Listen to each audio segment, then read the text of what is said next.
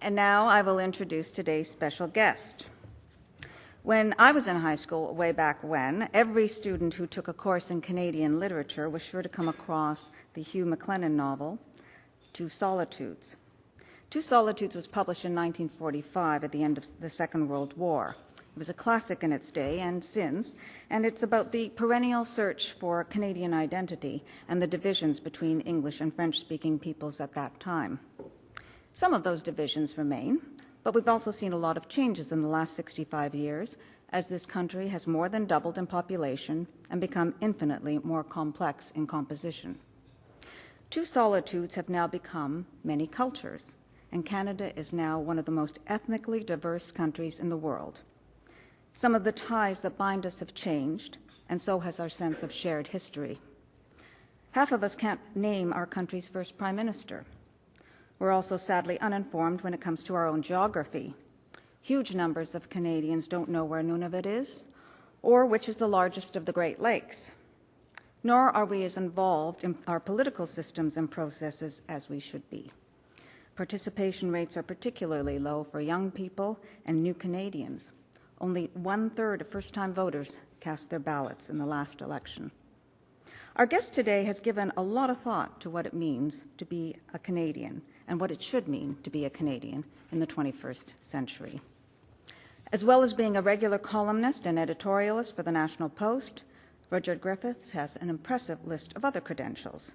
He is co-founder and former executive director of the Dominion Institute, an organization dedicated to building active and informed citizens through greater knowledge and appreciation of the Canadian story. He's a political commentator for CTV Newsnet and was recognized as one of the Globe and Mail's top 40 under 40 in 2006. And now he's adding best-selling author to his resume. In his new book, Rudyard challenges Canadians to reclaim the shared values and social solidarity on which this country was built. He reminds us that Canada has evolved as a nation of citizens, not a collection of different communities. The title of his book is provocative, and so is Rudyard Griffiths. In Who We Are, A Citizen's Manifesto, he turns conventional wisdom on its head. He characterizes Canadians in ways that we might not recognize ourselves, calling us an ambitious people and using terms like bold and sometimes reckless to describe our history of nation building and our forays into world affairs. How refreshing not to be described as cautious or dismissed as dull. Thank you, Rudyard. We are about to discover that Rudyard is just as engaging a speaker as he is a writer. Please join me in welcoming to the Canadian Club Rudyard Griffiths as he draws us into a discussion of who we are and what citizenship really means in Canada today.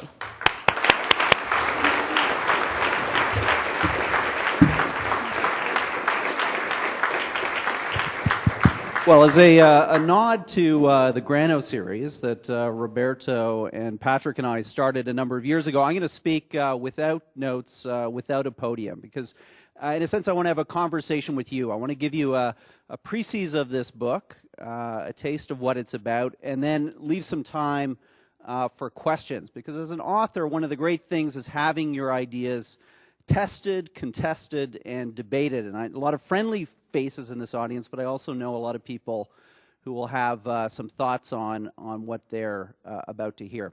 A few people just to recognize first. A great table, friends from the Dominion Institute, staff that I've worked with over the years. It's absolutely terrific to have you here.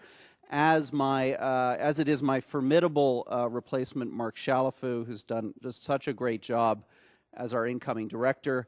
In addition to some first-time nerves as a first-time author speaking at the Canadian Club, I have another gauntlet to run, which is to speak in front of my book club, which is at the back of the audience, hosted by Duncan Jackman. So guys, great to have you here. Great to see that they took my instructions to clear the bread rolls, none to throw. I know I'm safe. Also, two other people who've really been mentors to me both at the Dominion Institute and some of the things that I'm doing now after having left the Institute. That's Alan Gottlieb from the Donner Canadian Foundation, and of course, my friend Peter Monk. Thank you, gentlemen, both for being here. It's important that you're here today. So what is this book about? In a nutshell, it is a distillation of the 12 years that Michael Chong, Eric Penz, and myself spent building an organization called the Dominion Institute, which, as Helen described, has as its mission, as its mandate, promoting civic literacy, knowledge of our country's history, its political institutions, the values that we share in common. That experience, while incredibly rewarding and one that brought a lot of people into my life, that I think showed how a small organization of young people could make a difference, also really raised some questions for me about Canada. And I'll be honest with you, when I left the Institute, Canada Day of last year, I felt that I was stepping down with a job half finished, a job half completed.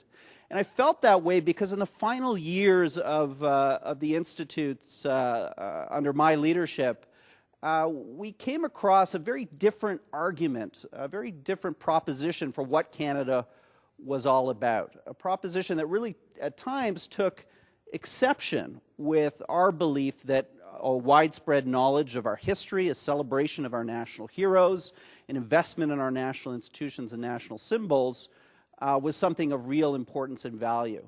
In academia, in other think tanks, in op-ed pages, one increasingly heard an argument that went something like this, that Canada is living through an age of unprecedented globalization. We're living through a time of mass migration, peoples and nations moving about this world, many of them coming to Canada. And also a notion that part of, obviously, what makes Canada an interesting place today is the incredible diversity of our society circa 2009. And what I found about this argument that worried me was the notion somehow that all of this could just happen spontaneously. That, as some of the proponents of this view of Canada would argue, that the lack of a Canadian identity had become our identity. And look, there's some reason to say that might in fact be the case. As Helen mentioned, we've got surveys that we've done ad nauseum at the Dominion Institute that show abysmal knowledge of Canadian history, very poor knowledge of our political institutions, our political practices, and increasing regionalization within the country, and also divisions amongst groups defined by language and ethnicity. In other words, a declining lack of common civic knowledge informing the larger Canadian populace. That's a reality. That's a symptom of contemporary Canada. And I guess what worried me about the direction of the debate, of the conversation of where Canada is headed, is that people seem to be making a virtue out of what I think is a vice. And in our work at the Dominion Institute, in my column and elsewhere, I felt that there was a need to posit an alternate narrative, a different story about Canada, a story that led to different conclusions, that started at a different place and ended at a different destination. So that's why I purposely picked a somewhat provocative title for this book, you know, the great existential country, Canada. This book is called Who We Are, an attempt to make a definitive declaration about what this nation is about and the values that inform our citizenship. Now, I want to tell you something about what those values are and what the who in the R and the we is. I'm going to save a little bit for the book in the hope that you might buy one on the way out. But to say that I've really always felt strongly about the importance of Canadian history. And that's why I spend some time in this book going back into Canadian history, going back to really two periods, the run-up to responsible government in the 1830s and 1840s, and then what I think of as another remarkable decade of nation building in the immediate aftermath of the Second World War in the 1950s. And what I take away from those two decades, that have all kinds of interesting similarities between them, is a notion that we could tell a story of ourselves not as a nation of communities, a nation of regions, a nation of different linguistic, ethnic, or other groups, but rather a story of ourselves as a nation of citizens. The notion that there are some common values that our ancestors, struggled to articulate, to fight their way out of the incredible, narrow, and at times violent sectarianism of the 19th century. We forget those, but in this very city, the religious wars, in a way, between Protestants and Catholics infected our entire conversation about Canada. Yet our early forebears, through the creation of responsible government and a whole set of uniquely Canadian institutions and symbols, managed, in a matter of a few short years between the rebellions of 1837 and responsible government's creation in 1848, to posit and make a new idea work, which would be, what would it mean to be loyal to Canada? In other words, what if your most fundamental loyalties were not to your ethnic, religious, linguistic, or regional group, but instead to some larger idea called Canada? They did that in 1848. That project was reaffirmed at Confederation two decades later. And we went forward into the 20th century with, yes, hangovers of colonial attitudes vis-a-vis Britain, the continuing challenge the United States posed to Canada as the more kind of dynamic, seemingly more democratic republic to the south. But we did remain loyal to some fundamental conception as to what this country was, and the very notion that we were building in Canada a project, a society, a nation that was different than the European experience, actually as disastrous as that was into the 20th century, and also, frankly, different from the American experience, peace, order, and good government as the kind of distillation of a different way of looking at society and its objectives. That second decade, after the Second World War, and we have a number of veterans here from the Memory Project, and I learned a lot from them at the Dominion Institute. It was remarkable to sit down with some of these men and women and learn from them what that experience was like for 1 million Canadians to be in uniform in that war, in a country that had a population of between 12 and 13 million at the time. So almost 1 in 10 Canadian citizens shared in that tumultuous experience.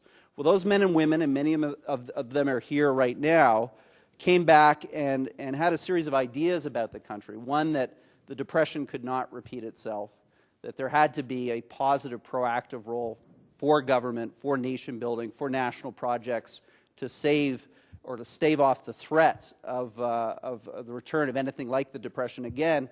And more importantly, the war had to mean something. All of that sacrifice, the 60,000 Canadian dead left on foreign fields, including my grandfather, the tens of thousands of wounded, the families torn apart, the communities teared asunder, all of that had to mean something. And that generation, again, I'm just honored that they're here with us for lunch today, that generation really went out and I think took some of those earlier ideas about citizenship and being a nation defined by who we are as a people and making that project unique from what the American experience was and different from the European experience, and they gave life to it. They gave life to it through a whole series of institutions that we now understand as cornerstones of the Canadian identity, whether that's universal health care, equalization, the peacekeeping, the beginnings of the Korean War, a whole series of things that happened in the 1950s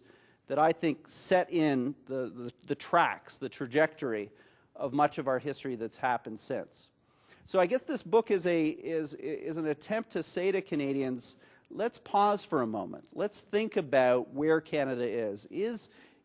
Can this country simply unfold spontaneously? Can it simply unwind as those who would like to see the lack of Canadian identity being the cornerstone of our identity as they would posit? Or do we need to reconnect with what's best in our history, with this notion of ourselves as a nation of citizens?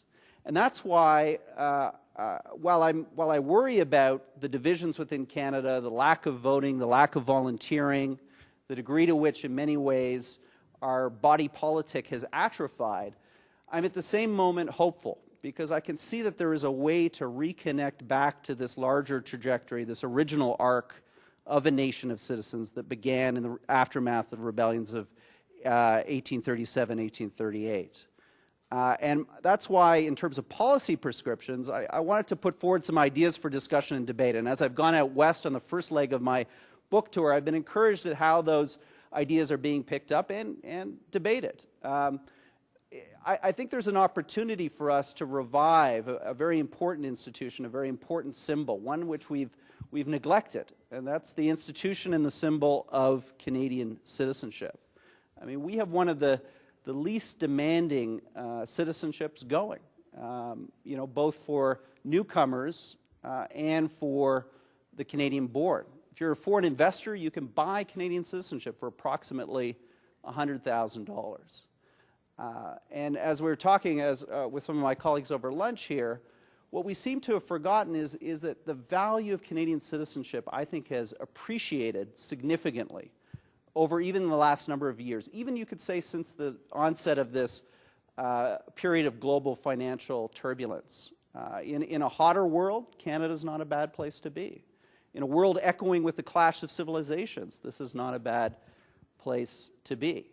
In a world where, again, people are moving, there's mass migration, we have some of the basics here, natural resources, water, space, that many people desire and want. So I think our citizenship has actually appreciated significantly in value, but in many ways we're still stuck in the mindset of Canada of the 70s and 80s, or even periods slightly earlier, a mindset of Canada as a country, you know, facing a separatist threat. It's near breakup, a country mired, we may be in the future, but we were then mired in debt and out of control public expenditure. So I think we need to kind of update our own understanding of the value of our citizenship to the present day realities of our country. And I think if we do that, we have the potential to advance two important policy agendas, one of which is to ask newcomers who arrive in Canada to assume additional responsibilities associated with becoming Canadian. And we do that not out of a sense of a kind of thumping our chests about how great Canada is and how you should learn everything about Canada, but really for a very self-interested reason, that right now we're an aging society. We have a shrinking workforce. We need newcomers to settle in Canada, to integrate successfully, to create jobs, to raise families. Yet we have an immigration system today where we're seeing 40% of professional and skilled male immigrants leave the country permanently within 10 years. 40%. We have an immigration system where we're bringing in 250,000 people a year, and approximately a quarter to a third are those economic immigrants, the ones who are bringing the skills, the work experience that we need to build the Canadian economy. So only a small portion of our total immigration right now is focused on that essential group. So we need to somehow make Canadian citizenship more sticky. And in that regard, I think we should be discussing about lengthening residency requirements for newcomers so there's more opportunity to learn a new language, which is the case for many newcomers arriving in Canada today, and just to integrate into their their new society. And we have one of the shortest residency requirements of any advanced industrial nation. Similarly, I think we should be helping immigrants, because there's been a debate recently in the media about language skills amongst newcomers. And I think it's terrific that we ask those skilled and professional workers to have some language ability coming into Canada, but let's not forget their dependents. Let's not forget the husbands and wives and the children who come with them to ensure that their language skills are also improved between the period when they arrive and become a permanent resident and when they take on full citizenship. Because we're fooling ourselves and we think that newcomers can integrate and be a full member of this nation of citizens unless they have some basic proficiency in French or English. So I think we should be spending more money. It's, you know, this is unfortunately, if we're going to walk the talk on being an immigration superpower, which I think is great. I think it's terrific that we're bold in this one area of policymaking, that we have the highest per capita levels of immigration in the world. Then we've got to make sure that immigration works for newcomers. In this regard, I think it's essential that we really question our policies around these so-called citizens of convenience, people who acquire Canadian citizenship and then go abroad permanently without paying any taxes, without contributing to grow and enrich the very citizenship which they've sought out.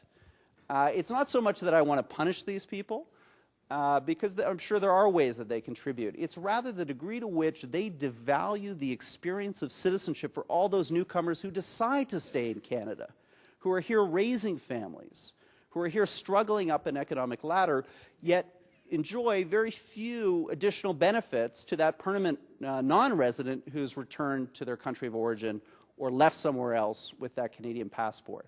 So I think we should be looking at taxing Canadian citizens on their worldwide earnings, following the example of the United States. And again, it's not going to fill our public coffers, but it presses home an important point, that one contributes to one's country whether you're here physically resident in it or not. Final point on immigration. I think we need to move the conversation about citizenship beyond simply a debate about what immigrants could or shouldn't do. I think in many ways a lot of the Canadian-born are being quite hypocritical to say to newcomers, you know what, you have to adopt our values, you should be voting in our elections, you should be learning our language, you should be volunteering in our communities, yet look at the statistics on the Canadian-born. We know that it's, again, the greatest generation is the generation who has volunteered the most, the generation that's voted the most, the generation that has the highest levels of civic literacy. And unfortunately, at 38 years of age, a lot of my peers, as we've seen through research at the Dominion Institute, are doing none of those three things. In fact, many of our generation have become civic slackers. We've kind of tuned out of the idea that one of the things that gives meaning in our lives is to be part of a public community, a civic community of like-minded people who are knowledgeable about their country, who are interested in contemporary affairs and debates, and participate. So I think it's equally important for us in terms of our policy prescriptions when we look at ensuring that newcomers have the levels of civic literacy and social capital to be full participatory citizens, to see what we could do for the Canadian-born to ensure that they also increase their ability, increase their rates of participation. Now, I wish that could happen just voluntarily. I wish that could happen spontaneously out of our schools. Yet, as I have to say in every speech, because it just annoys me so much, we only have 3 provinces that require students to take a course in 20th century Canadian history to graduate from high school. So we spend, as we're discussing with the CBC, hundreds and billions of dollars subsidizing Canadian culture to fight off the supposed, threats of Americanization, to maintain our cultural sovereignty. Yet the one area where we have absolute jurisdiction, absolute sovereignty, our classroom, we have let down a generation of Canadians, and we're letting down a generation of newcomers who are sending their kids to our schools right now. So I'd like to see more mandatory history in schools, but let's face it, the provinces are very parochial in their curriculums. They're not going to adopt a national history curriculum because I say so. But one idea we developed at the Institute, which I think has got real merit, is what if we asked every single high school graduate, whether they've been here for 4 years or their families have been here for 400 years, to pass the citizenship exam before they receive their high school certificate? This would be a really simple way to get teachers and educational systems teaching to the test. And we know from education reform that that's one way to get things moving in the right direction. Teach to the test. And ensure that, again, whether you've been here only recently or whether you were born here, you leave school with some of the same basic knowledge about the country. And let's make that test tougher, both to ensure that newcomers' civic literacy increases and then also the Canadian-born.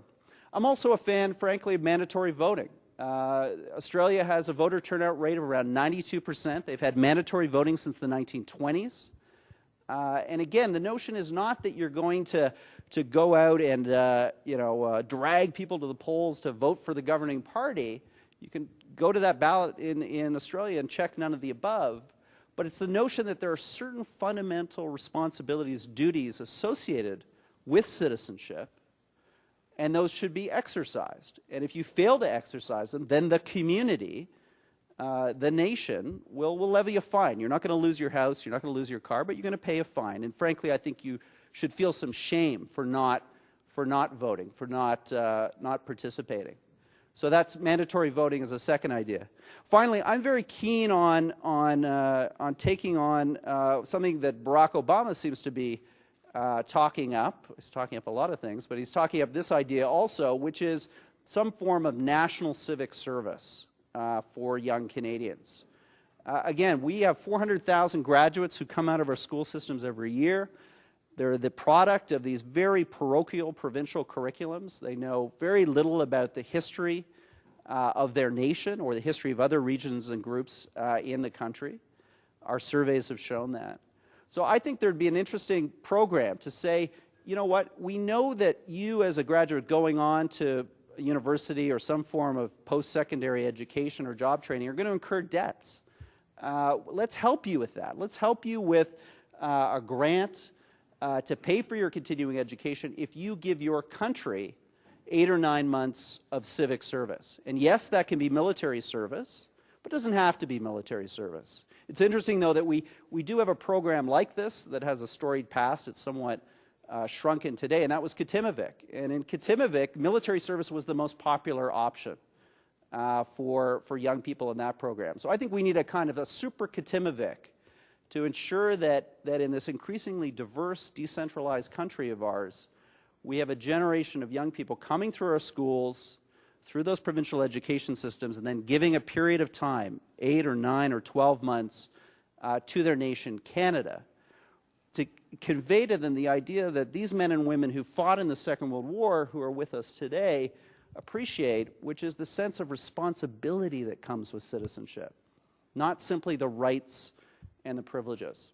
So just to summarize, what I've attempted in this book is to again shift the pendulum, to move away from a conversation about Canada, which I think is quite unthinking, which is this notion that our diversity simply is going to self-promulgate, that we don't need to worry too much about common institutions, common symbols, common values, and common history to actually support that diversity, and to use the institution of citizenship as a new kind of spine for our body politic, to get us standing up straight again, confident of who we are as a people, not in a pejorative way, not in a narrow-minded nationalistic fashion, but to get ourselves to once again understand that we are a nation of citizens with remarkable things to accomplish together. So I'm finished. Let's take some questions from the audience.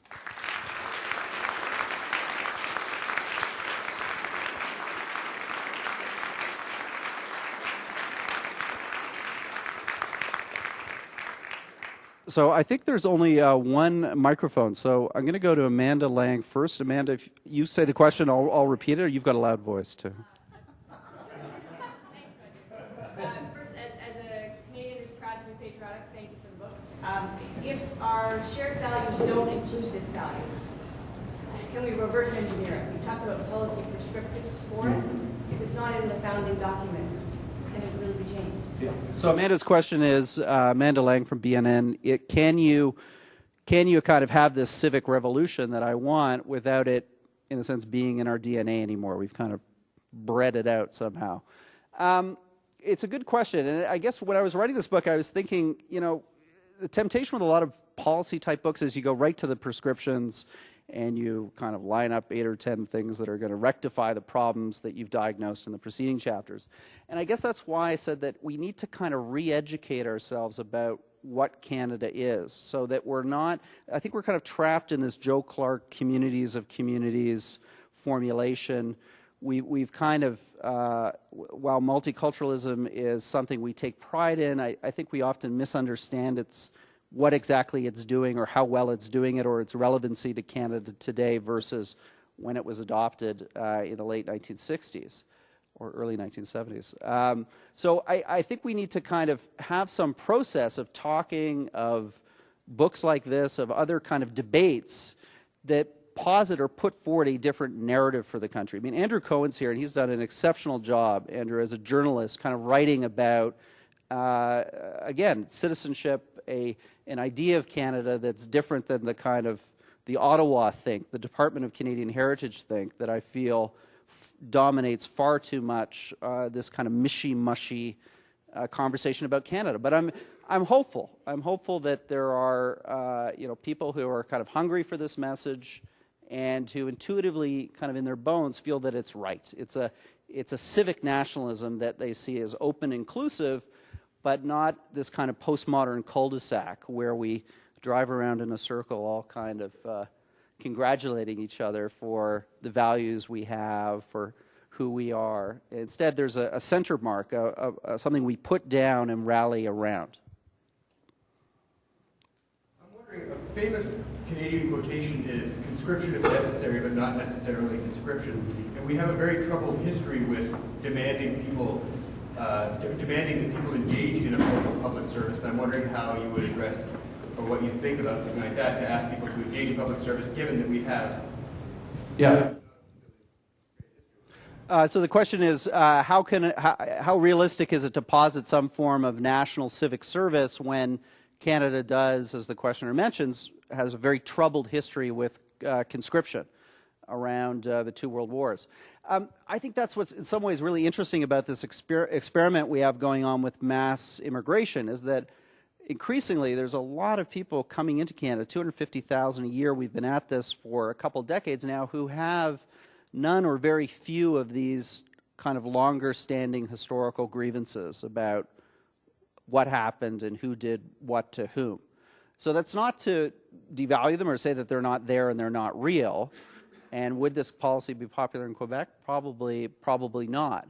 But I still think there's a whole fascinating, sea of people washing up on our shores from around the world who arrive here. We know, we work with them at the Dominion Institute through our Passages to Canada program, the TD Bank and others support, where, it's like unwrapping a giant flat-screen television without an owner's manual. I mean, they're often bemused and somewhat puzzled at why a country that they've chosen tells them so little about itself. And I think there's a hunger amongst those immigrant communities to be part of that larger whole. I mean, they have uprooted themselves. They have chosen to be here.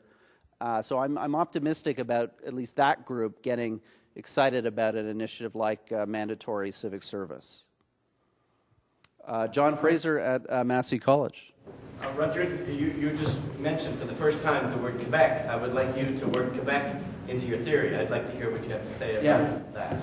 I do write a bit about Quebec in the book, and here I feel that Quebec Inc. and the remarkable kind of business acumen of a generation of Quebecers has really done far more for national unity than any misguided government program, and there have been some pretty misguided ones over the last while. In other words, I think for Quebecers, some of the economic sting has gone out of their relationship with the rest of Canada. That Quebec is increasingly acknowledged on the world stage, its culture, its artists, its business acumen. So we did an interesting survey at the Dominion Institute where we found that, I think 1 in 800 Canadians who we polled, there was only one who felt that the threat of Quebec separatism, or that Quebec could separate to Canada by the year 2020.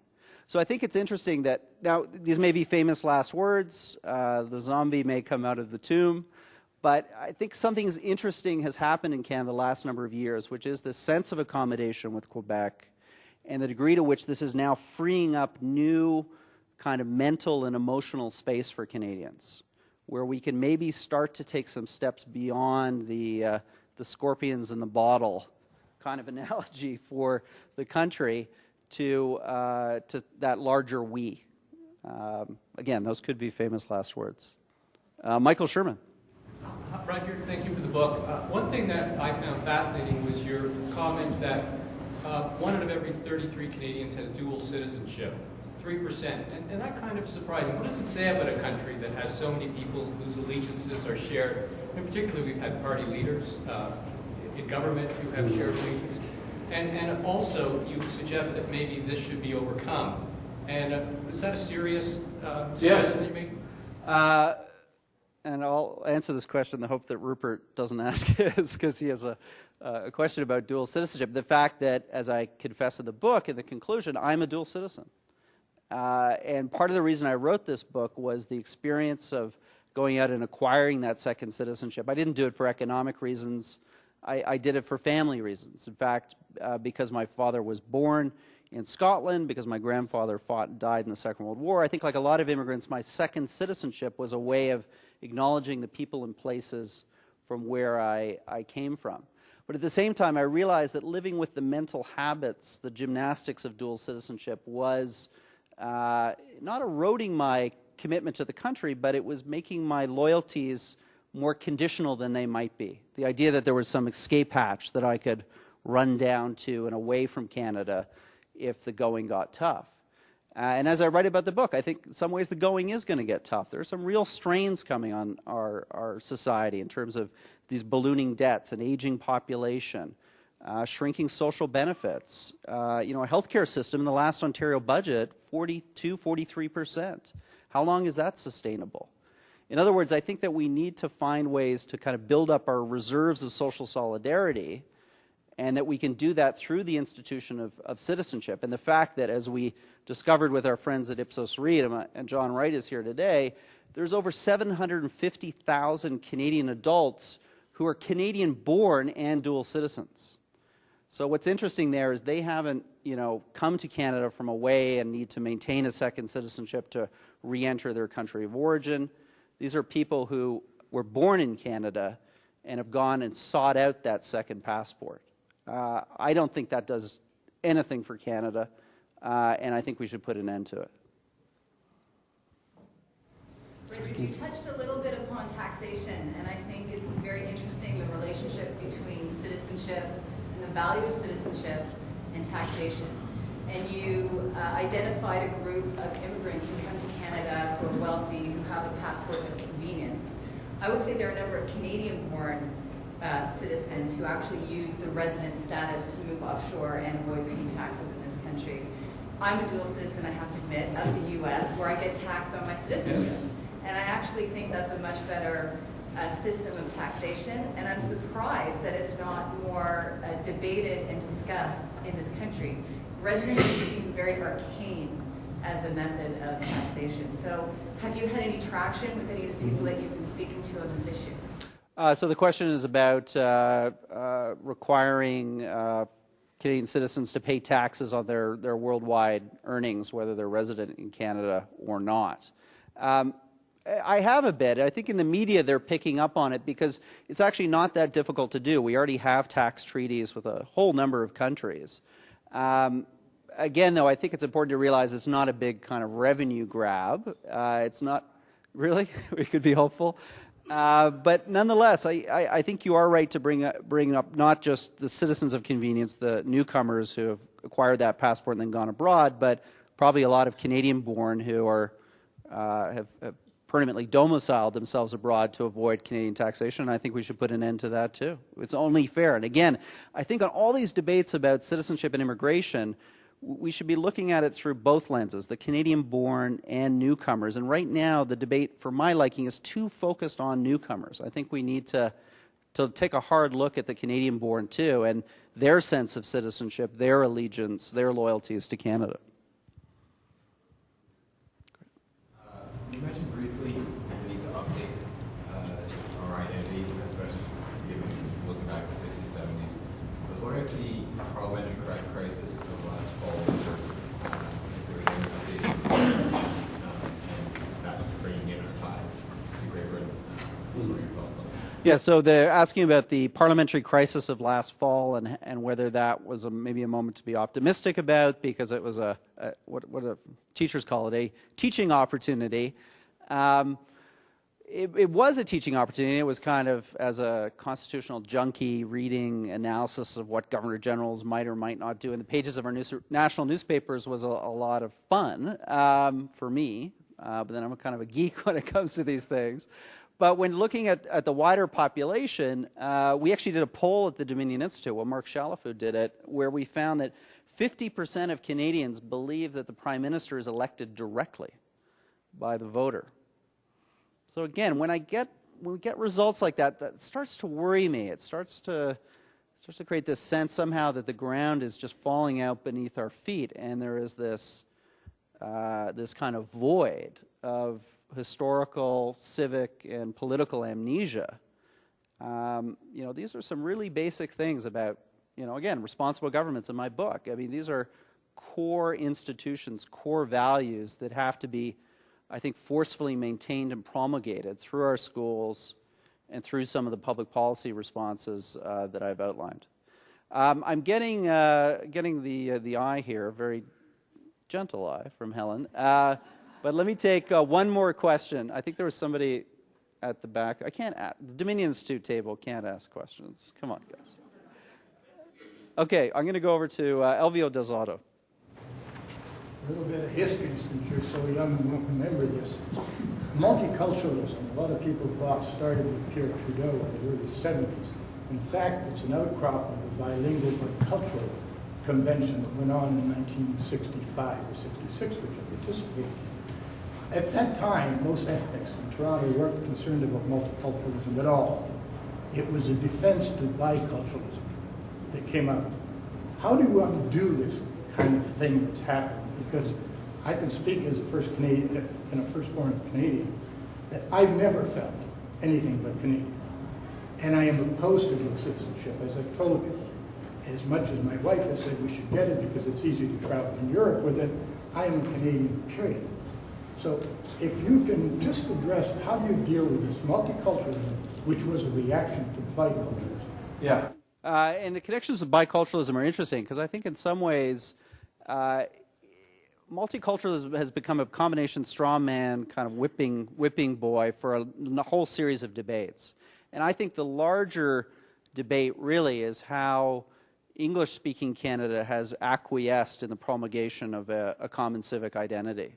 So I would argue that it's not so much a question of kind of abolishing multiculturalism, it's more a question of putting forward an argument about Canada, about the role citizens should and could play, about a common history and about common values that allows all that difference, all that diversity to to flourish, that it's not going to flourish on its own. It has to be supported by common institutions, common history, common symbols. And I think in that regard, there are elements of that will be provocative to Quebec, but I think at the same time, I think Quebec felt through the period of kind of multiculturalism and postmodernization in Canada that it lost an ally in English Canada to engage in that bicultural project of building a country within which there would be a French fact. English Canada's lack of identity, its kind of constant existential crisis about what it is, I think has actually undermined, eroded some of the foundations of our unity and the connections between French Canada and English Canada, that partnership. So I'm going to stop there on that note and invite Helen back on stage.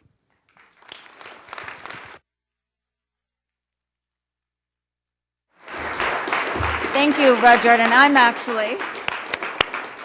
thank you for that. I'm actually going to invite Jamie Watt, the director of the Canadian Club of Toronto, to come on stage and offer official thanks on behalf of the club. So Jamie, join us up here.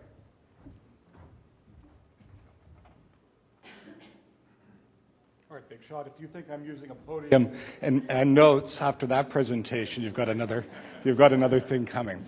Ladies and gentlemen, I'm sure you've seen the same sign that I've seen at Indigo. It reads, "The world needs more Canada." And I think after that presentation today, that sign should be reprinted or repainted to say, "Canada needs more Rudyard Griffiths."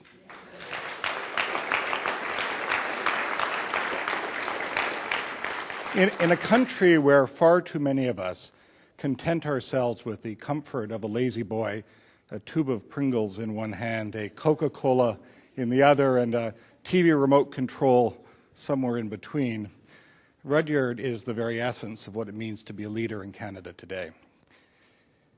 And he does that with the tip of his hat, of course, to the older generation, respectfully, as he did today. But his real gift is he animates and he engages and he excites the generation below. That's what makes him a very special man. That's what makes him one of our treasures. So Rudyard, for that and for your presentation today, you have both the appreciation and the thanks of the club. Thank you very much.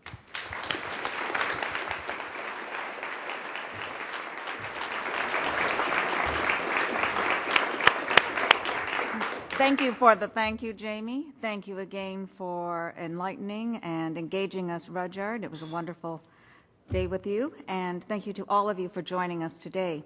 This concludes today's broadcast live on Rogers TV, and this meeting of the Canadian Club of Toronto is now adjourned.